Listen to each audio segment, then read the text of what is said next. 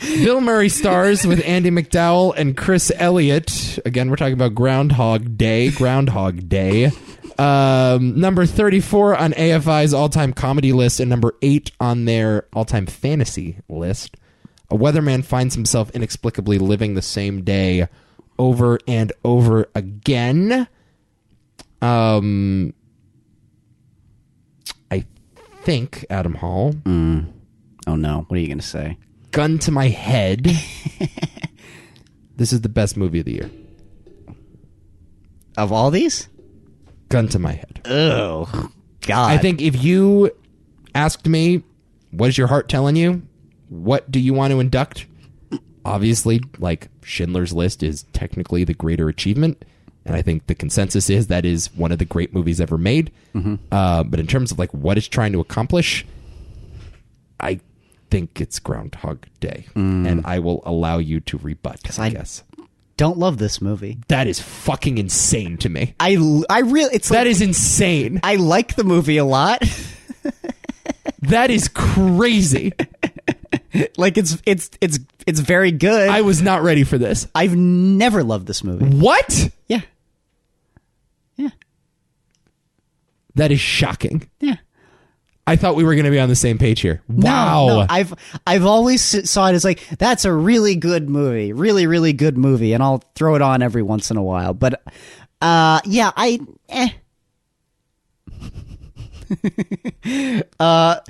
Murray is charming enough. He's more than charming enough. Yeah, fine. And the premise is one of the more creative premises ever. Brilliant, I think. And well executed. Beyond that, it feels like standard fare for me. I'm stunned. Yeah. Okay, well, let's talk about this. Yeah. Here's my argument. Yeah. This is one of the smartest comedies ever written. I don't think that there is a script for something that I think on the surface appears to be a pretty standard Bill Murray comedy. I don't think there's any precedent for a script that is this inventive and this smart and this insightful into human nature. I really think thematically this is a pretty brilliant movie. And there's been a lot of writing about this and a lot of talk about like the religious implications.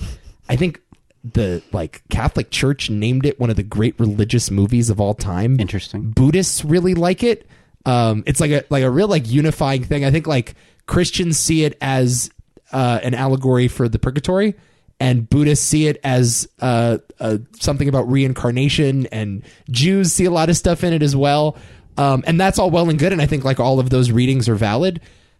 I just think like as a character study, the idea of putting a guy in the same day over and over again where his actions don't matter, really, and nothing he does has any consequence. Watching him go through the stages of first just total chaos, getting drunk, getting in car accidents, going after women, all that stuff, no care in the world, to total depression, I'm going to kill myself, literally, and attempts killing himself multiple times, to acceptance and learning this really complicated, nuanced lesson about life, which is beauty is in repetition. And what's worth living for is the day-to-day stuff. It's not the...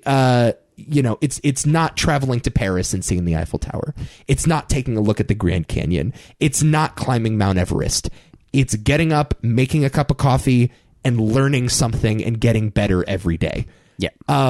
That's a real smart thing. That's in it, but it's also something that you got to live a little bit of life to understand. I still think like it. Look, I'm 24. I'm not gonna say like I'm some sage, wise man that is lived many years and now understands the secrets of life, but that's something I didn't understand as a child, that I didn't understand even in like my early college years.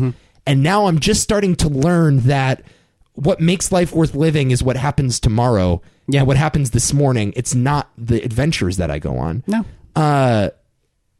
That's awesome. And I haven't seen a lot of movies like this. The one movie that I think captures this point almost as well as Groundhog Day is this movie Patterson, with Adam Driver, and Jim Jarmusch directs it. And it's about a free verse poet who, just goes about his life every day. And it's similar to Groundhog Day. You see him go through the same routine. He drives a bus. The same people get on that bus every day. He has the same conversations with those people. He gets lunch. He goes to the bar. He goes home. Repeat. And you watch this day play out maybe 5 or 6 times throughout the movie. And each day varies only in the slightest elements. And those little elements are what Adam Driver uses in his poetry. And it's this wonderful sort of statement on creativity where the best inspiration comes when you do the same thing over and over again and you're able to identify the small moments. In this case, Bill Murray learns how to live by taking piano lessons every day and attempting to save a homeless man's life and learning how to fall in love with his coworker. Super subtle and super smart and super sophisticated. Fucking Groundhog Day, man. I wouldn't call it subtle. I certainly would. No, it's pretty obvious to me. You gotta give it more credit, man. No, it's a very good movie. I love all those things you just mentioned, especially those thematic details, which is wonderful. The character study element is what's most interesting to me. It's like if you put this person in the same scenario over and over and over and over again, how much is he really going to change? And doing it in a way that, it's I can't be cynical about this movie because I completely buy his shift. It's like, yeah, you know what? If I were in his scenario, I'd probably be the exact same way. I can't be like, no, fuck that. I'd just be miserable for the rest of my life. It's like, no, if I'm forced to repeat the same day over and over and over again, I'm simply going to try to make the best of it at a certain point and go beyond what I thought was actually expected. But you would start, I think, in the same way that he started. Exactly. I mean, I would try to fuck everything that moves. That's the first thing I would do. And then I would commit lots of crime. Yep. And I would, do as many things as I can think of that in the real world would have consequences, but in this made-up universe of mine have no consequences. Yeah, it makes there's not like an incorrect choice here. Yeah, which is the thing. Which is I'm not coming down on this film very hard. I just try to explain why I'm not thoroughly in love with it. I don't. I just Maybe there's just something about the direction and the general execution which just makes me think that was a fine, fun-loving movie that teaches you a little bit about the human condition and the human spirit in a way that's, pretty nice and compelling. I've seen it. I think it's a little more than that. I've seen it a lot, and I always come out of it sort of the same way for me personally. There's a lot. Not to say that there's nothing going on. There's plenty going on. It's just. I'm always struggling to describe my feelings about movies this way. It's just it just doesn't give me enough. I don't know why.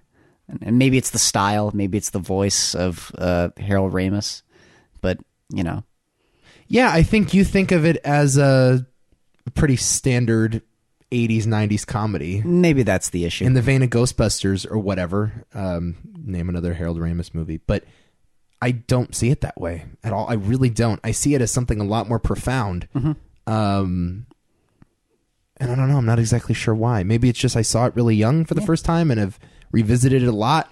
And I don't think of it in that same way. Yeah. I wasn't old enough to be cynical about Bill Murray movies. Yeah. Maybe that's what it is. I hadn't seen Caddyshack yet. Yeah, that's true. Yeah.